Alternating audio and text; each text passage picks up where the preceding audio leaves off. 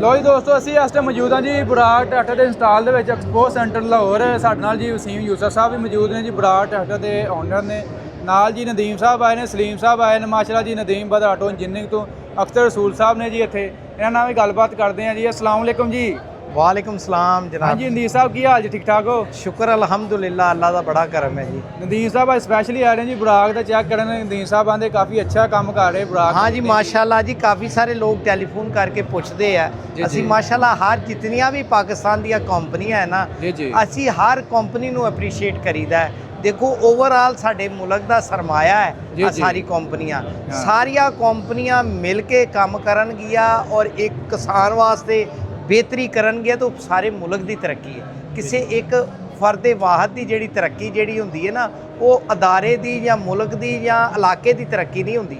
तमाम कंपनियां तरक्कियां करती है तो फिर वो पूरा मुल्क तरक्की करता, सब किसान तरक्की करते हैं। और कंपीटिशन का माहौल अच्छा होना चाहिए, आपस च बिल्कुल बरादराना ताल्लुक होना चाहिए। मैं करी भी किसी भी कंपनी के नाल ऐसा रवैया नहीं किया। हालांकि 15 साल मिलत नाल भी काम किया, जरोना नाल भी काम करने ही, और भी बिल्कुल ऐसे तरह ही नेटीएस ना करने, वसीम साहब ना तल्लक है या सारे ऐसे तरह। माशाल्लाह इन्हों के ट्रैक्टर देख रहे हैं, माशाल्लाह इन्होंने बड़ा अच्छा काम किया जी।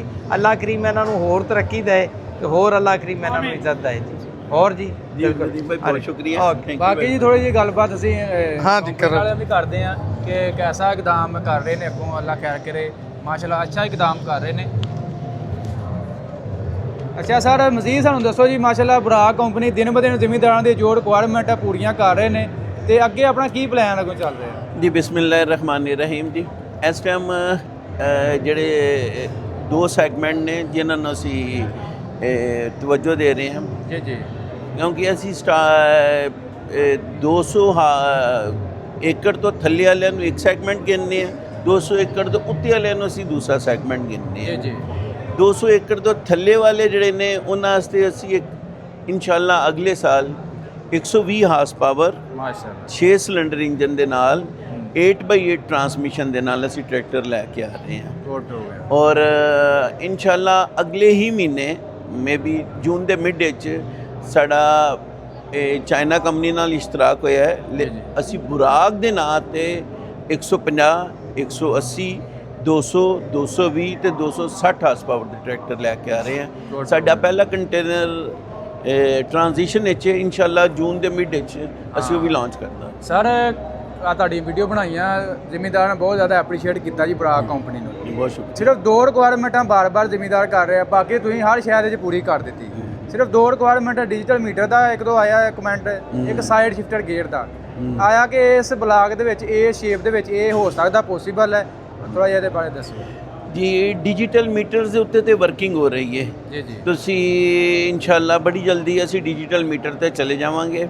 ਹਾਂ, ਸਾਈਡ ਸ਼ਿਫਟ ਜਿਹੜਾ ਨਾ ਉਹਦੇ ਅੰਦਰ ਨਾ ਮੈਂ ਟਰਕੀ 'ਚ ਵੀ ਕਿਉਂਕਿ ਮੇਰਾ ਬਹੁਤ ਜ਼ਿਆਦਾ ਲਾਇਜ਼ਾਨ ਹੈ, ਉੱਥੇ ਵੀ ਇੱਕ ਬਹੁਤ ਵੱਡੀ ਕੰਪਨੀ ਹੈ, ਸ਼ਾਇਦ ਤੁਸੀਂ ਨਾ ਸੁਣਿਆ, ਹਦਤ। ਉਹਨਾਂ ਦੇ ਜਿਹੜੇ ਟੈਕਨੀਕਲ ਐਡਵਾਈਜ਼ਰ ਨੇ ਔਰ ਜਿਹੜੇ ਉਹਨਾਂ ਨੂੰ ਉਹ ਕਹਿੰਦੇ ਨੇ ਜੀ ਕਿ ਜਿਹੜਾ ਸਾਈਡ ਸ਼ਿਫਟ ਹੈ ਨਾ ਸਾਲ ਤੋਂ ਬਾਅਦ ਪ੍ਰੋਬਲਮ ਕਰਨੀ ਸ਼ੁਰੂ ਕਰ ਦਿੰਦਾ ਹੈ। ਸੈਂਟਰ ਸ਼ਿਫਟ ਹਜੇ ਵੀ ਉਹ ਲੋਕ ਪਸੰਦ ਕਰਦੇ ਨੇ। ਹਾਂ, ਤੇ ਹਜੇ ਸਾਡਾ ਪ੍ਰੋਗਰਾਮ ਸਾਈਡ ਸ਼ਿਫਟ ਦੇ ਉੱਤੇ ਨਹੀਂ ਜਾਂਦਾ, ਕਿਉਂਕਿ ਜਿੰਨੀ ਦੇਰ ਤੱਕ ਉਹਦੇ ਕਨਸੀਕੁਐਂਸਿਸ ਨੂੰ ਸਮਝ ਨਾ ਲਈਏ ਉਨੀ ਦੇਰ ਤੱਕ ਅਸੀਂ ਨਹੀਂ ਜਾਵਾਂਗੇ ਸਾਈਡ ਸ਼ਿਫਟ ਦੇ ਉੱਤੇ। ਗੁੱਡ ਹੋ ਗਿਆ। ਬਾਕੀ ਜੀ 0% ਫਿਲਹਾਲ ਮਿਲ ਰਿਹਾ ਜੀ ਬਿਲकुल ਇਹ ਮਿਲ ਰਿਹਾ ਹੈ। ਇਨਸ਼ਾਅੱਲਾ ਅਗਲੇ 2 ਸਾਲ ਮਿਲਦਾ ਰਹੇਗਾ। ਹਾਂ, ਬਹੁਤ। ਔਰ ਵੈਸੇ ਗਵਰਨਮੈਂਟ ਦਾ ਪਲਾਨ ਤੇ 5 ਸਾਲ ਦਾ ਹੈ, ਲੇਕਿਨ ਬੈਂਕ ਆਫ ਪੰਜਾਬ ਨੇ 2 ਸਾਲ ਦੀ ਕਨਫਰਮੇਸ਼ਨ ਕੀਤੀ ਕਿ 2 ਸਾਲ ਇਹ ਸਕੀਮ ਤੇ ਕਨਫਰਮ ਚੱਲਦੀ ਰਹੇਗੀ। ਹਾਂ, ਠੀਕ ਹੋ ਗਈ। ਬਹੁਤ ਮਿਹਰਬਾਨੀ ਜੀ, ਬਹੁਤ ਥੈਂਕ ਯੂ ਵੈਰੀ ਮਚ ਜੀ, ਬਹੁਤ ਸ਼ੁਕਰੀਆ। तो दोस्तों वीडियो अच्छी लगी लाइक शेयर कर देना। इंशाल्लाह मिलेंगे जी नेक्स्ट।